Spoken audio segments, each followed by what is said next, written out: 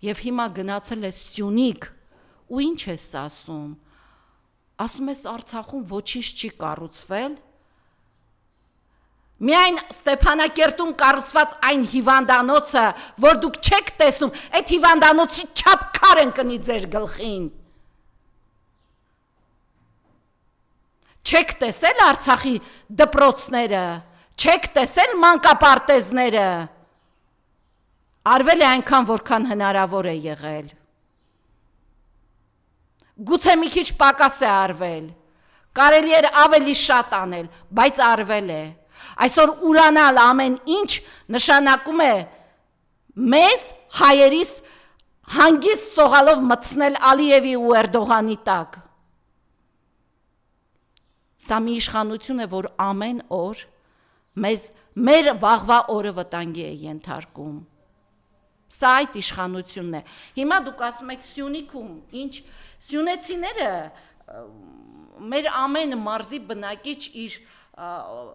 հոգով, ոգով իրարից տարբերվում են, սյունեցիները Փաշինյանին իր տեղը ցույց տվեցին,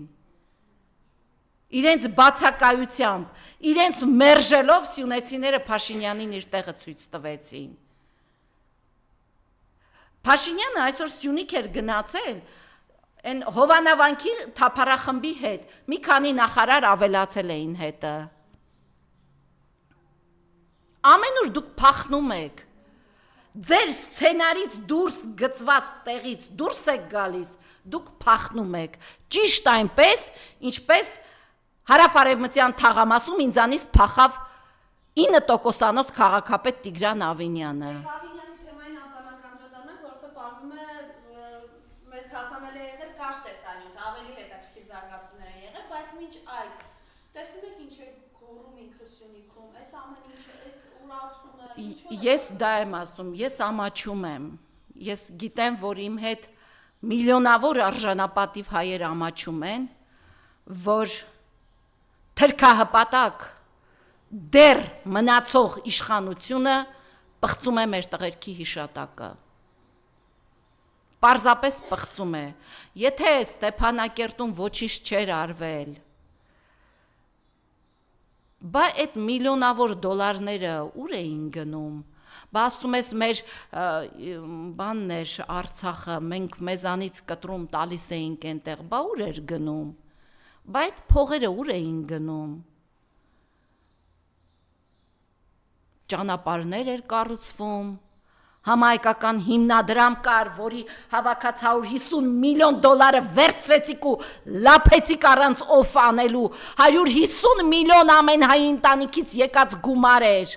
ամեն հայ ընտանիքից ներդրված գումար էր, պատերազմի օրերին փոխարեն այդ գումարը ուղղվեր Արցախին, դուք այդ գումարը մտցրեցիք ձեր գրպանը ու լափեցիք, ես այս ընթացքում ինչքան ահազանգեր եմ ստացել, հատկապես պատերազմի օրերին, Ֆրանսիայում ապրող իմ ընկերներից, Ամերիկայում ապրող իմ ընկերներից, ինչքան ահազանգեր եմ ստացել, միայնակ թոշակառուներ իրենց գումարն էին ուղարկել այդտեղ, լափեցիք դուք, ու այսօր կանգնել ասում ես Արցախում ոչինչ չի արվել, ասում եմ, եթե ոչինչ չի արվել Արցախում, միայն Ստեփանակերտում արված հիվանդանոցի չափ քար ընկնի ձեր գլխին ուրեմն, ուրիշ ոչինչ չեմ ասում, և ամենավտանգավորը այս խոսույթի, որ Փաշինյանական իշխանությունը պղծում ու շարունակում է պղծել մեր հերոս տղերքի հիշատակը, տղերք, որոնք իրենց արյան գնով պահեցին այդ հողը, հիմա հարց քեզ Սասուն Միքայելյան, չես ամաչում, հարց քեզ Սասուն Միքայելյան, ուր ես իր հետ այլևս ճանապարհ գնում,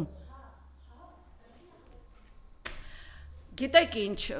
երբ ընդհանրապես Հայաստանում մարդուն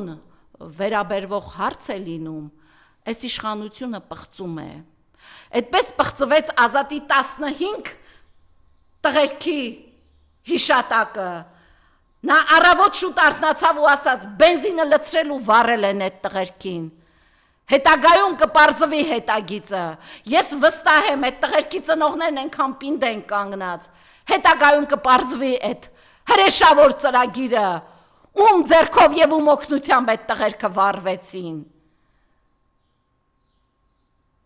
Հիմա անցնեմ վեդու մանկապղծության դեպքին։ Փոխարենը Փաշինյանը կանգնի այդ թիվ 1 ամբիոնից դատապարտի այդ եղելությունը, ասում է ով է այն իրավապահը, որ լրագրողին ինֆորմացիա է տալիս։ Բա երեք ինչի այդ նույն լրագրողով մի ամբողջական շղթա բացահայտեց, որը դեկտեմբերից քո իրավապահ համակարգը չէր կարողանում բացահայտել։ Ինչու է իր գլուխդ կախ կանգնել։ Ինչու է իր գլուխդ կախ կանգնել։ Ինձ մոտ տպավորություն էր այդ օրը, որ մանկապղծությունը ամենաբարձր մակարդակով հովանավորչություն է ստանում։ Ինձ մոտ տպավորություն է, որ այս երկիրը կառավարվում է Փաշինյանի գրքով, որտեղ կույս տղաների մասին գիտեք ինչ է գրված, որ այդ կույս տղաներին ես չեմ կարողանում ասել։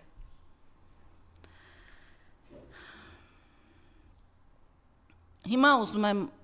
անդրադառնալ, որ ես ինչ խոսում եմ հիմա, խոսքս վերաբերվում է բոլոր մարզերի բնակիչներին։ Սիրելի տավուշցիներ,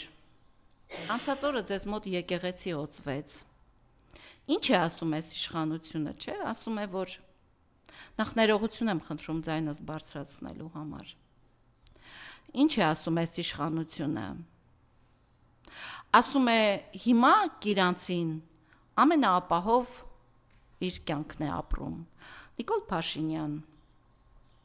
լրագրող Անի Գևորգյանը, ով այդ օրերին այդտեղ էր, մի շատ կարևոր հարց բարձրացրեց։ Հիմա ես այդ հարցը կրկնակի ուզում եմ բարձրացնել։ Եթե Կիրանցին ապահով է ապրում, անվտանգ է ապրում, դու այդ օրը այդքան դիպուկահարներով, զորքով, զենքով ինչի է իր գնացել Կիրանց։ Ումից է իր վախենում։ Ումից է իր վախենում։ Այն Կիրանցեցուց, որին խաբելով քո մարզպետը 723 ԱԳ որոշմամբ տվեց ստորագրել մի թուղթ, խաբելով, ասելով այս որոշման տակ ստորագրեք, որ դուք գումար եք ստանում։ Հիմա հարց Նիկոլ Փաշինյան քեզ եւ մարզպետին, Կիրանցի գյուղապետին, ԱԱԾ պետին, բոլորին եմ հարցնում, այս ինչ գումար էր։ Այդ գաղտնի որոշմամբ ինչ գումար տրվեց Կիրանցի ժողովրդին։ Հասարակությունը խորը կասկածներ ունի, խորը կասկածներ ինձ շատերն են ասում, որ դուք Կիրանցի հողերը տվել եք ադրբեջանցիներին, ադրբեջանական փողով առնելով կիրանցեցիներից իրենց տները։ Խորը կասկածներ կան։ Հիմա ես ձեզ ասում եմ եւ պահանջում։ Մարզպետ, դու այդ օրը փախար լրագրող Գևորգյան Անից, ասացիր կգամ մարզպետարան, չեկար մարզպետարան։ Հիմա կոնկրետ բարձրաձայնում եմ այդ հարցը, ինչ փողով եք դուք կիրանցիների տները առել։ Ինչ որոշում է եղել այդ գաղտնի որոշումը, հարց է։ Մեզ հետաքրքիր է, դուք մեր հողը վաճառում եք, մեզ հետաքրքիր է, դուք ինչ փողով եք Կիրանցի հողերը եւ ընդհանրապես ոչ միայն Կիրանցի։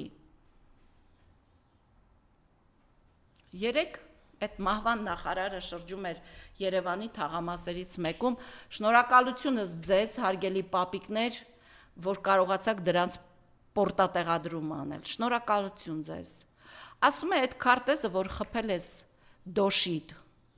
այն տարածքն էլ է մեջը, որ ադրբեջանցիները ջերմուկում բան նստած են։ Ասում է, պատշաճ խոսեք մեր ամբողջականության մասին։ Քեզ մարդը կոնկրետ հարց է տալիս, ասում է ադրբեջանցիները հիմա դոշիդ նստած են, թե չէ, տղա։ Ինչի չես պատասխանում։ Ես սրանց ստախոսությունը ինձ համար այլևս դարձել է ով գոնե ոչ դու մահվան նախարար Արսեն Թորոսյան, որ այն օրը էլի ինձանից փախար։ Ասում ես սուտ է այն տիկնոջը, շատ պատվարժան, հարգարժան տիկին ասում է, վախենում ենք 300,000 ադրբեջանցի կգա կլծվի երկիր։ Ասում է սուտ է, այդպես են ասում, որ ձեզ վախի մեջ պահեն։ Հիմա քեզ եմ ասում, ով որ սուտ է ասում, թող ստի չափ քար ընկնի իր գլխին։ Դու չէիր, որ ազգային ժողովի ամբիոնից ինչ էիր ասում, ասում էիր, մենք պիտի կազմակերպված ներգաղթ իրականացնենք, Ես էլ միշտ ասել եմ կարմիր գորգ փռելու եք այդ ներգաղ 300,000-ի ոտքի տակ, դու չէիր ասում տղա,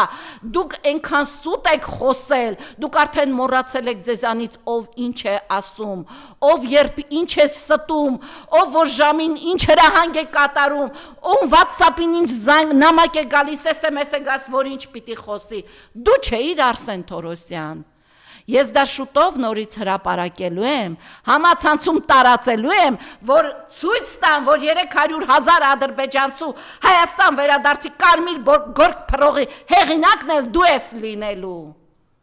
Ինչքան կարող եք ստել։ Իրականում մենք ապրում ենք մեր պատմության ամենածանր ժամանակաշրջանը։ Ես արցախցիների հետ հիմա շատ լավ ընկերներ ունեմ, այստեղ եմ ծանոթացել, այստեղ եմ ընկերություն անում, մի շատ հարգարժան տիկին կա Անահիտը, նստած խոսում ենք, ասում է ինձ մոտ տպավորություն է, որ ես հիմա Արցախի հանձնման ժամանակներն եմ ապրում, և հիմա դուք գնում եք որտեղ են էլ Սյունիքում, խոսում եք խաղաղությունից, խոսում եք անվտանգ, այն որ ձեզ Բանգլադեշից մի հարավարեմտյան թաղամասից, մի մարդ շատ կոնկրետ ասեց, վերցրեք ձեր խաղաղությունը ու ստա եղեք այստեղից, ձեզ ամեն տեղ են դա ասում,